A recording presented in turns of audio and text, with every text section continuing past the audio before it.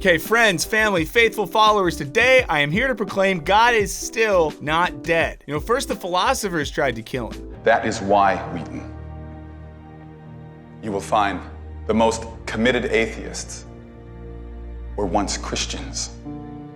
But we took the blinders off. We saw the world for what it truly is. Then the school board tried to execute him, but Clarissa saved him. You stood up for what you believed in, and you held on to your faith. I don't know anybody that would have done that. They were hoping to make an example of you, but instead you became an inspiration. Then the state tried to silence his most stalwart mouthpiece. And faith in God may not be as popular on campus as it once was, but people still have a right, a fundamental human right to express their beliefs. Then the liberals tried to kill God's most sacred doctrine, homeschooling, but the big guy had other plans. Your God, your book, they're in the way. They're in the way of moral relativism. They're in the way of calling good evil and evil good. And today I'm here to check out God's Not Dead 5, In God We Trust. A movie that dares to ask, what if a political movement fueled by Christian nationalism, delusional fears about socialism, and a deep love of capitalism could somehow gain power in America's ultra-liberal political climate? What if that happened? Guys, I'm gonna be honest with you, this one is a lot, and not just because of the subplot, where there's this liberal, played by Scott Baio, who fat shames the mother of his child. No. You gained weight? Did I what? Put on a couple of pounds? No, I'm...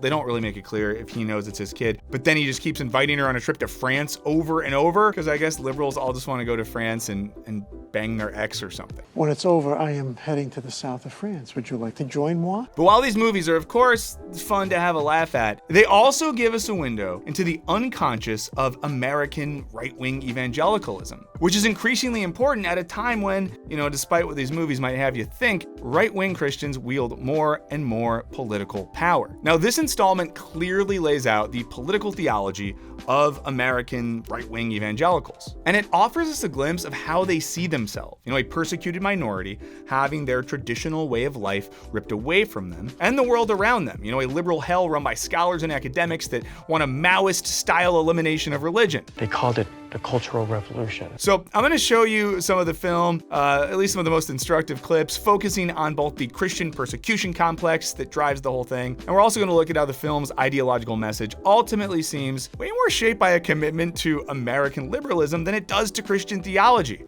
Guys, I know you're used to seeing me dress like I'm an aged college student or something, but occasionally I like to dress up and go out on the town. But there's one thing I've always been hesitant about, which is not just looking nice, but smelling nice.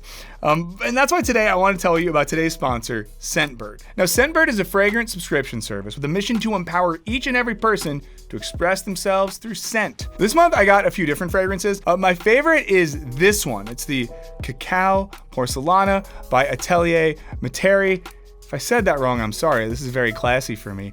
And on the card included with my box right here, I can see that this one has notes of white cacao, rum, light tobacco, patchouli, and tonka bean.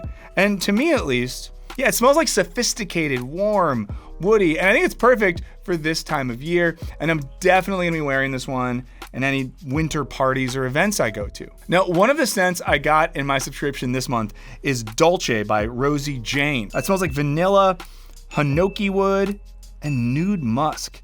Now, I never would have gotten that on my own, but I know it smells really good, kind of subtle. I can imagine this for like a classier evening of drinks and small plates. Now, you might be wondering, Michael, why would I need a fragrance subscription when I can just go and buy each fragrance individually? And I'm gonna tell you why. Now, first of all, if you were gonna buy the full-size bottle of this fragrance, it would run you about $250. And when you're looking around trying to find your signature scent, that's a pretty steep price tag. But with Scentbird, you get to try your first fragrance for only $8. And then the next month, you're only gonna pay $16.95. You can change your fragrance every month. With over 700 fragrances to choose from, Scentbird is perfect for figuring out what you love. That's why I've really enjoyed it, because I can try out different stuff, figure out what scent I like, and then just order more of that, and I don't waste money on a big bottle. So if you're ready to give Scentbird a try for yourself, scan the QR code or use the code Wisecrack55 off to get 55% off your first month at Scentbird. You'll get your first fragrance for just $8, and the next month will be only $16.95. Again, the code is Wisecrack55 off, or you can just scan the QR code right here. And now, let's get back to the show. I'm gonna be smelling good for it. Film critic David Ehrlich provides an insightful take on this persecution complex, writing that these movies are fundamentalist propaganda aimed at people who are convinced their religion is under attack in this country just because it doesn't exempt them from the Constitution. At a time when anti-Semitic hate crimes are on the rise and America is openly hostile towards its own Muslim community, to say nothing of the Trump administration's dehumanizing attitude towards immigrants, people of color, and the LGBTQ population, God's Not Dead contends that white Christians are the real victims here. Okay, so let's get started and check out the latest installment in this fundamentalist propaganda film series, God's Not Dead 5. Without God, we're mired in the material, that flat world that tells us only what the senses perceive. Without God, there is a coarsening of the society. And without God, democracy will not and cannot long endure. And before we get started, in case you're wondering, Michael, I know you've covered God's Not Dead 1, 2, 3, and this is 5. What's missing? 4. I missed that one last year, but I did a full reaction video to the entire movie that we put up over on Patreon. So all of our patrons, you will have access to that. And even if you don't want to sign up for our Patreon, you could go and just get that video. So there's a link in the description. Check it out. Okay, so the plot of this movie is thinner than the remaining hairs on the top of my head. So what you need to know is this, right? There's a conservative candidate for Congress in Arkansas, and he dies right before the election, and this seemingly guarantees that his liberal opponent is gonna win, and this is scary because the liberal says stuff like, well, here, I'll show you. The passing of Rick West may allow us to catch up with the rest of the modern world. I have always said that religious superstition has no place in influencing our laws and government. So, here's to enlightenment, reason, and reshaping our nation's core. Cheers. Cheers. Okay, so their vision here is that the liberals in America are a bunch of like business guys in suits who are all pretty tall and like drinking scotch. And if you heard what he said there, it was that religious superstition has no place in influencing our laws and government. So here's to enlightenment, reason, and reshaping our nation's core. I think the enlightenment and reason thing are very funny here because it is implying that enlightenment and reason, you know, big parts of the Enlightenment and the sort of thinking that fueled modern philosophy, political theory, science, things of that nature, is somehow bad or anti-religious. And you know, one of the biggest philosophers, most important philosophers of the Enlightenment would be someone like Immanuel Kant, right? And Kant does think that faith isn't exactly tenable with, you know, his view on philosophy, but he does think that you can have faith within the limits of reason. He thinks there's absolutely a place for faith. And the whole point that he would argue is basically that like philosophy is one thing and we can't use philosophy to prove that God exists. But if you want faith, that's totally cool. You know, we have a Christian existential philosopher, Soren Kierkegaard, who kind of thinks that there's a dialectical relationship between faith and reason. It's not that reason or enlightenment logic sort of devours faith and divinity. It's that we use the two things to understand each other. And we've made multiple videos about this over the years, so I'm not going to get too into it. One of them is on It's Always Sunny, and I like that one a lot. But I think right off the bat, we see this weird philosophical misreading of the entire tradition and a weird reading of what liberals are like. Now, I don't have time to dwell on this next part too much, but I do want you to see the opening credits montage because we have scenes of MLK Jr. and JFK, and then we have needles they're shoved into arms. There's churches on fire. There's Ronald Reagan. It's a lot of stuff. And it's really weird, and I have nothing to say about it other than what were they thinking? You see those statues and those monuments out there? They're trying to tell us something. They're saying, don't forget about us. Don't forget about the battles that we fought. Okay, the conservatives in the movie are freaked out because if that guy wins, then the Democrats will have control of the House, which means one thing and one thing only. If the House flips, hello socialism. And of course, there's only one man who could save the day here. It's our buddy, Pastor Dave. If you've seen these movies before, he's in all of them. And when we catch up with him, he's reeling from finding out that a women's center that his church runs is getting shut down by the government because their residents read the Bible together. Because again, we're imagining in America where the government is like shutting down community programs because people are reading the Bible. But then we have this conversation with him and one of his fellow pastors who's from China. Let's check this out. What was truth? Churches were destroyed, Christians were persecuted and put into camps. Countless were killed. A similar revolution seems to be brewing here in America, David.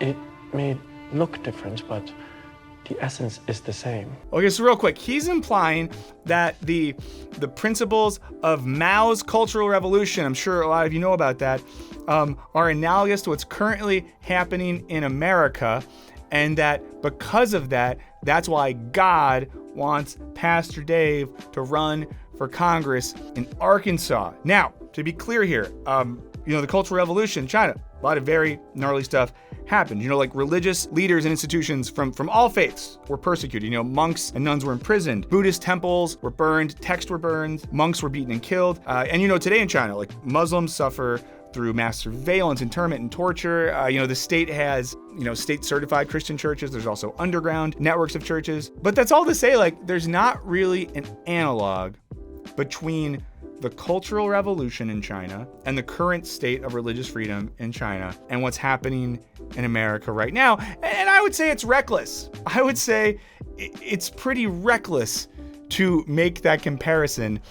But this is what they want to do, right? They want to convince people, they want to convince you, the viewer, that you should be afraid because a cultural revolution style persecution of white Christians is coming for you. As Ehrlich writes, so far as the God's Not Dead cinematic universe is concerned, Christians are under constant attack. Heathen liberals having grown so intolerant towards Jesus and his teachings that simply going to church on Sunday is enough to make someone feel like Joan of Arc. And I feel like that scene really embodies this and then sets the tone for the persecution narrative that drives so much of this film. Okay, so Pastor Dave at this point decides to run for Congress, and then this woman who we're meant to believe has a dark past becomes his campaign manager, and one of their first big stops is going to Mike Huckabee's live talk show. And I'm gonna be honest, I assumed that this was made up for the movie, but then I Googled it to be sure, and it turns out this is a real show that exists. Recent guests include the guy from Oklahoma who made the Trump Bible a mandatory text in AP history, the lady who played the mom on Everybody Loves Raymond, and Dog, the bounty hunter, and here, Pastor Dave. So let's see how his appearance on Huckabee goes. You're going to get a lot of questions about your faith. Or about how your son's killed a dog. Well, I'm not quite sure why. My job as a congressman is to represent the people, not to impose my faith on them. Stick to the script. Having said That's that, the campaign I'm not manager. quite sure how someone's sense of morality doesn't act as a guidepost in public service. What about separation of church and state? Ooh. These days, separation of church and state has been reduced to a catchphrase. Bunch of hotties in that crowd. I guess what I'm trying to say is we're all made of both a mortal body and an immortal soul. And as long as we're still breathing, where do we draw that line?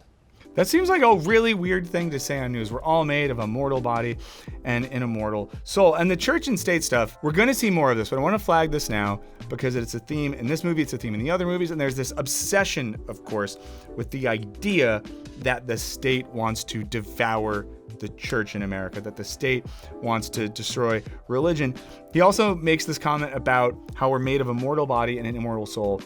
I'm just going to say that I think that is a weird thing to say in an interview in a context like that. It's also weird that he says it in such a matter-of-fact way. But that said, everything up until that point about, ethics coming from religion that inform one's politics, that's just a normal thing that happens in America on, as Mike Huckabee said, both sides of the aisle. I have the great advantage of my faith, Catholic social doctrine, and my political views are coincide. It's about, you are your brother's keeper. So framing it again as America being a country where you couldn't possibly be a successful politician that was openly religious is just nuts. It's just nuts, You want to know a politician who's openly religious? How about the Vice President of the United States, J.D. Vance? And this is one of the great tricks that I think the sexual revolution pulled on the American populace, which is this idea that these marriages were fundamentally, they were maybe even violent, but certainly they were unhappy. And so getting rid of them and making it easier for people to shift spouses like they change their underwear, that's going to make people happier in the long term. We made a video recently about that. You could check out a video about J.D. Vance's faith. It's not at all scary, but because this interview goes bad, the campaign manager then makes him do a podcast interview with his opponent, Kane. So let's check that out. It's a fun one. Founding fathers were clear about their intentions concerning the separation of church and state. It wasn't so much about keeping religion out of the government. It was more about keeping the government out of religion. This sounds more like your interpretation.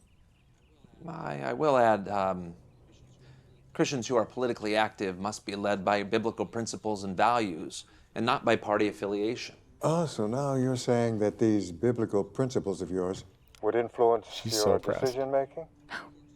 Of course.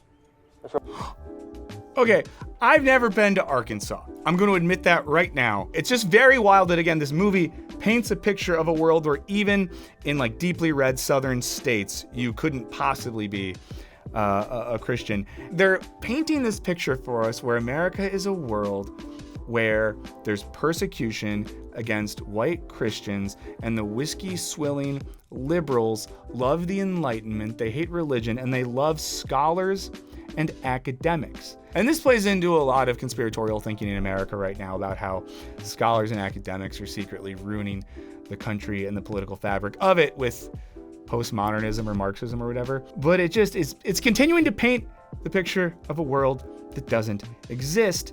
And I think some of the stuff Pastor Dave says here, we saw him say in the last interview as well with our boy Huckabee, about the, connection of Christianity and religion to America's foundational principles, is pretty incoherent, but we'll talk about that more later. So let's keep it moving. Okay, so he has this disastrous podcast interview, but then they show a montage where Pastor Dave goes up in the polls, which is weird. But then after he goes up in the polls, they also tell us that no one has seen him before. Well, you better get some rest, because tomorrow will be the first time most people have ever seen you.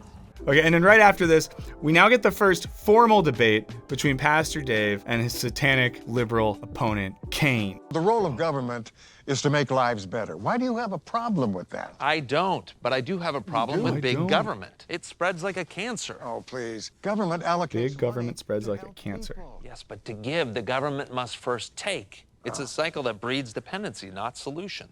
I couldn't vote for a man in his 50s that does bleached tips on his part down the middle hair. He looks like a skateboarder from 1997, maybe a rollerblader. Well, we're going to jump back into this, but I want to stop here. Okay, so the bad guy says government should make lives better, but then Dave says when government does stuff, it spreads like a cancer.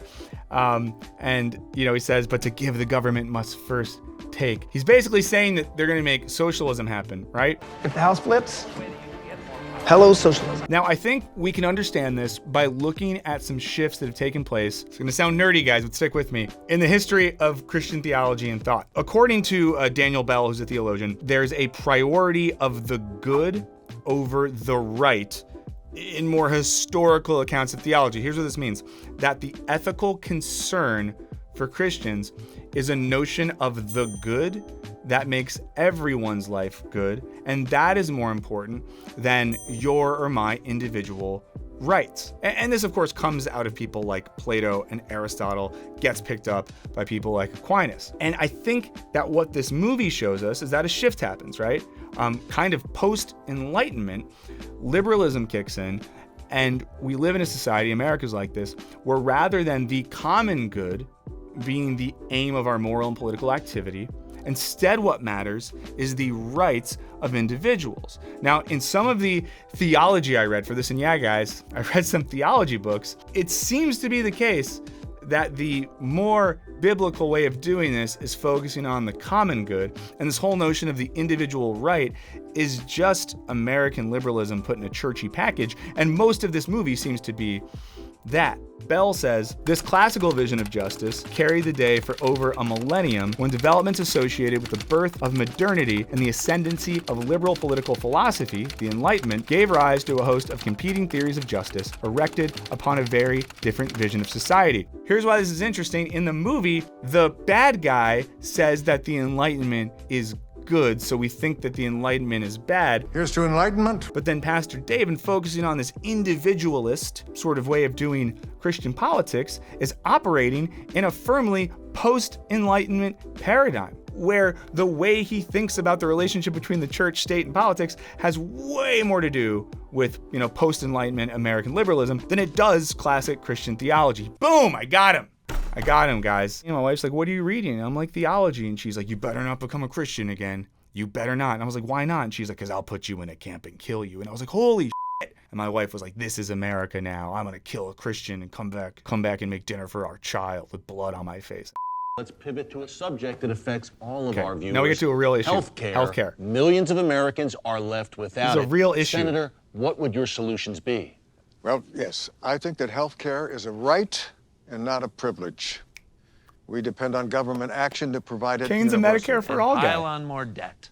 Senator, we need solutions that empower people, not bankrupt our country. You don't know anything about the debt. I know we should spend less. Well, so you would deny people health care because of the cost? That's not what I said. That's your Christian That's not what I charity? said. I love when he says, you don't know about debt, and he says, we should spend less. Okay, but a few things here, right? We get this question of healthcare, which I think is really important because it gets at the sort of materiality of this Christian ethic. It's funny that they can't decide, by the way, if Kane is like an evil corporate Democrat or if he's Bernie Sanders. But it's also interesting that this movie posits that offering healthcare to people, irregardless of their station in life, is unchristian, and not giving people healthcare is good because it doesn't bankrupt the country because debt is bad. And there's another quote from Bell, the theologian I was talking about a second ago, that I think is helpful here. He says that liberalism reimagines society as a teeming mass of individuals, each with their own interest, ends, and conceptions of what constitutes the good life. Consequently, justice was reconfigured in contemporary parlance. Now the right is given priority over the good. So what we see here is an instance where Kane posits that healthcare is like a fundamental human right. It's a fundamental good that everyone deserves, which kind of goes in line with classical Christian thought. And then we have Pastor Dave, who says that healthcare is bad because it takes away people's individual rights, which is just liberal economic logic. It's not like a Christian thing. We need efficient, affordable care. And where do we get that? Your collection plate? You see, that's the crux of this, Dan. He and people like him, they think that their beliefs should dictate our laws. Christians don't believe that. And that's wrong. Christians don't believe that. Yes, Christians don't believe that. The point, Senator. Our nation was founded on Christian principles. Oh, Christian principles. It seems we've heard that one before. Well, I hate to break it to you, but the idea that this is a Christian nation, that's more myth than history. Okay, so for this video, I did some reading. I read one book by a pastor named Greg Boyd called The Myth of a Christian Nation. He's like a pretty normal pastor. And he wrote a whole book about how this whole thing is a myth. There's another thing I found, and this is from the scholars Knoll, Hatch, and Marsden wrote a book called The Search for Christian America, and they say this: a careful study of the facts of history show that early America does not deserve to be considered uniquely, distinctively, or even predominantly Christian, if we mean by the word Christian a state of society reflecting the ideals presented in Scripture. There is no lost golden age to which American Christians may return. In addition, a careful study of history will also show that evangelicals themselves were often partly to blame for the spread of secularism in contemporary American life. We feel also that careful examination of Christian teaching on government, the state, and the nature of culture shows that the idea of a Christian nation is a very ambiguous concept, which is usually harmful to effective Christian action in society. Again, these aren't radical liberal leftist guys. These are like Christian scholars and theologians arguing that. So along with this persecution narrative, right, we see them basically saying not only are Christians persecuted now, this used to be ours. Like, we used to have this place. It was a Christian nation. It was ours. And then they took it from us. So now we need to take it back. I'm going to talk like a kid now. A cool kid would say, it's giving 1930s Germany. That's what I think it's giving. I can't get away with saying that, but that's how the kids talk. Okay, there's so much I have to summarize here, but after that debate, the campaign manager gets tricked into publishing a fake story about Kane, and everyone gets mad at her, and then Dave gets forced to leave the church because they were mad at him, and he tries to drop out, but then this guy who's played by the actor that got fired from Grey's Anatomy for calling someone the F slur tells him that God wants him to run. We also find out that Scott Baio is the father of the campaign manager's son, and then there's this girl with the dragon tattoo person, and she pops up, but then she's not in the movie again. Something's not right, Lottie. It feels wrong. Which all gets us to the final showdown, the big debate right before the election. And, we know it is serious because Pastor Dave swaggers across the stage, Bible in hand. And our guy's kind of cooking here, so let's get into it. Would become if we allow them to eliminate religious freedoms in Christianity. Oh, you're playing the God card here China. now. Maybe you haven't North heard. Korea. God is not on the ballot. European socialist Do countries. you hear yourself? European socialist countries. I love this so much because he's talking about how religious freedoms are going to be removed in America. It's just a made-up thing. Christianity is being attacked in America. Made-up thing. And then he gives his examples of like where we're headed. China. Sure, China does have restrictions on religious freedom He's right. North Korea. I don't know anything about religion in North Korea, but I'm sure it's not great. European socialist countries, dog. You can go to church in Denmark. You can go to church in Sweden. In Denmark and Sweden, you can go to church, then go to the doctor for free, then probably, get on a bike that the government gives you and ride on your safe bike lane to go get a croissant with like one of your 3 gorgeous spouses you met in an IKEA cafe or something like that. My point here being that they're really telling on themselves when they're trying to say that European socialist countries are bad and scary and irreligious.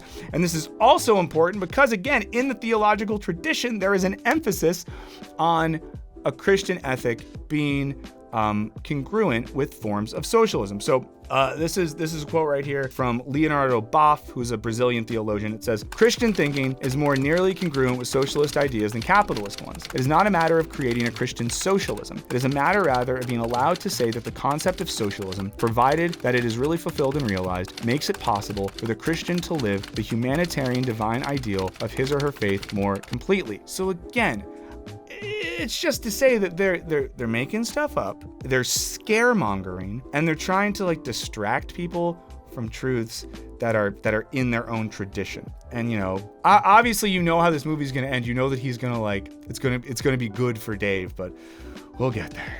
You call it interference. I call it a caring government that provides for its citizens. After all, do unto others. Isn't that the main message of Christianity? Is it not? No. I think it is. I think Jesus says it all boils down to this: love your neighbor as yourself and love your God with all your heart, mind, strength, or whatever. It's literally in the Bible. Central to the teachings of Jesus is Jesus.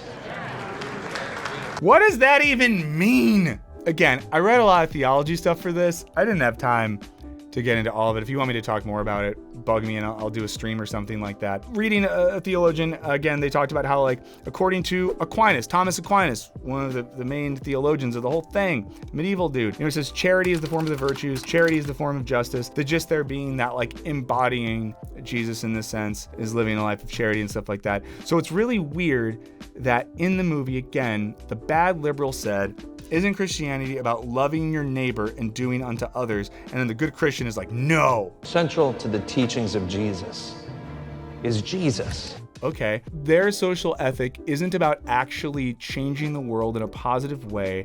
It's about adhering to the right set of metaphysical principles. So the point isn't to live like Jesus or embody those moral principles. It's just I'm on the good guy's team. I agree that he is the good one. The only reason Jesus' teachings of love thy neighbor resonates is because he was the Son of God, the creator of the universe.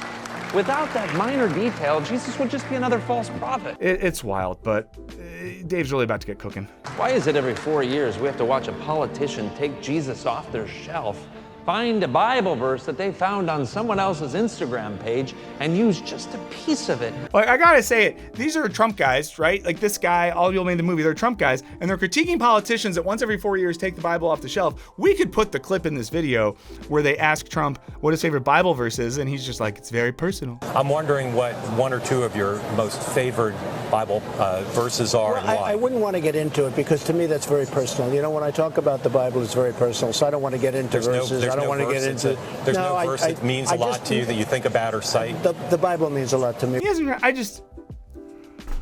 it's crazy to me. This movie came out less than 3 months ago. We just went through this election, and I just don't know anymore. I don't know anymore. If you know anymore, let me know in the comments, because I don't know anymore. Okay, Dave's been cooking for a while, but watch this. Superpower. Finish it.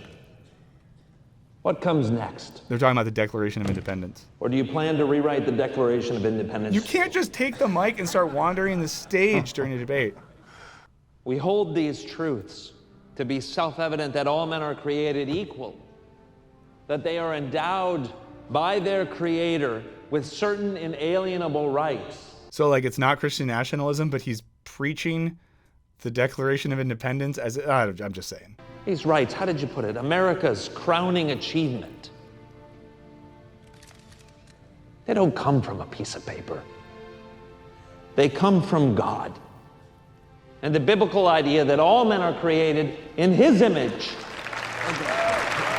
This moderator's terrible. In reading about some of this stuff, I was reading this theologian, Stanley Hauerwas, and he quotes Another theologian, John Howard Yoder, says, as Yoder reminds us, the idea that human life is intrinsically sacred is not a specifically Christian thought, but the gospel itself, the message that Christ died for his enemies, is our reason for being ultimately responsible for the neighbor's, and especially the enemy's life. We can only say this to another if we say to ourselves that we cannot dispose of him according to our own will. Here's the point there. Basically, Pastor Dave says, God is important because God kind of gives us the juice to do America. And God helps us do America real good. Cannot remove God from the fabric of our country without risk of its collapse.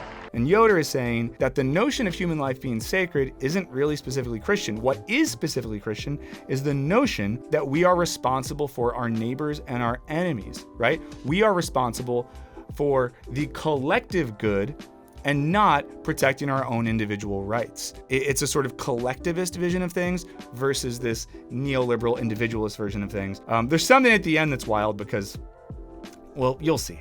If all Christians mobilized and voted, do you know what would happen? Yeah, Trump would win. That's what would happen. If all Christians mobilized and voted, Trump would win. And now stuff's happening, Now the lady from wrestling's gonna lead the Department of Education, A guy with some sort of Christian nationalist tattoo might run the military. That's a real thing. Elon Musk and that guy who did the video where he sang Eminem songs. Go capture this moment and hope it don't lose yourself in the music, the moment. They run the Doge service, which isn't the government but is the government. They want people to come work there for 80 hours a week. It's a lot. And shouts to our editor Jackson. People are worried that America is going to be like the Handmaid's Tale, but it's just this. This is where it's all heading. All I'll say is, again, in reading Theology, which was fun, which was a fun thing to do. A thing I saw emphasized a lot was the non-coercive power of Jesus. Stanley Hauerwas writes that Jesus' non-coercive power does not serve by forcing himself on others. He says he's not a military messiah who uses a sword or manipulates the crowds to impose his authority. He does not even fight to defend himself, and he endures the consequences of his opponent's scorn. They're just doing America stuff and saying that it's Jesus stuff. So yeah, in case you didn't get it from here, he wins. He wins, guys. He wins in the movie and everything's good because he wins. That's how it ends pretty soon after this. So watching this movie in the wake of the 2024 election was rich, because this movie paints white American conservative Christians as a persecuted minority with limited cultural and political influence precisely at a time when legit white Christian nationalists have more power and influence in American politics than ever before. We made a video about that a few months ago. But I think the more interesting sin of this film, so to speak, is that the movie's politics aren't really Christian in any classical sense. In fact, the version of faith expressed in this film isn't the collective, self-sacrificing, charitable, loving Christianity that we see in some of the theological tradition. It's not one in which the good of all is prioritized over the rights of the individual. Instead, we see a faith deeply entrenched in the very sort of liberalism that the film itself, in the character of Cain, seems to associate with the dangers of Enlightenment rationality. And in this way, the evangelical political theology of the movie is structurally indistinct from America's own neoliberal political ideology. In positing a world in which the goal of Christians is to take over earthly powers to force their will on others, they're not offering an alternative to an American political project that has already grown quite skilled at forcing its will and way of life on those around the globe. And according to Stanley Hauerwas, the more Christians try to make Christianity a philosophy sufficient to sustain a society, especially a liberal society, the more we must distort or explain away our fundamental beliefs. Therefore, in the name of sustaining a civilization, Christians increasingly undercut the ability of the church to take a critical stance toward the society. Even when the church acts as a critic in such a context, it cannot be more than a friendly critic, since it has a stake in maintaining the basic structure of society. And he's saying that the whole point of the church is that it's removed from the state. So it operates at a position of critique that it couldn't operate from if it was within the system. Marcia Eileen Hewitt makes a similar argument and writes, whose material interest is being served with particular theories and how openly is it acknowledged? A theology that disregards this question accommodates itself, consciously or not, to the social conditions in which it is contextualized. And I think the theology of this franchise makes a similar mistake, in as much as it doesn't seriously consider the material interests that drive American politics. And in doing so, it just completely accommodates itself to the market and military interest of the American project. This is why the tradition of political theology can be a useful corrective, as it shows how there are theologians and clergy who have thought about the ways in which religion and Christianity can offer a project of positive social change. Now, Hewitt writes that political theology seeks to address the contradictions within religion in order to uncover its inner dialectic of emancipatory and regressive inclinations that helps clarify the contribution of theology to injustice. In this way, political theology aspires to be itself a force of social change. This idea is taken up by Gutierrez as well when he describes liberation theology as part of the process through which the world is transformed. Now, while I doubt the people who make these movies would ever take the time to read some of the theology that explains all of this, I do think it's important that at a time when the sort of people who think this stuff rips are taking political power in America, that we have the tools to call them on their BS. And that does not mean arguing that these movies and the real life Pastor Daves of the world are wrong because God is dead. Instead, it means pointing out that these folks aren't even offering perspectives that are intellectually coherent within their own tradition. And that's why I thought it was important for this one to largely look at, theologians and biblical scholars to kind of undercut stuff from within. But in the meantime, do let me know if you think Pastor Dave because it's all I can think about, guys. In all these movies, he interacts with women and there's vibes, but you're telling me that a charming pastor in small town Arkansas that looks like the singer of Nickelback wouldn't just be crushing it? So let me know about that, and let me know in general what you think in the comments. Just a reminder, this is our last video of 2024.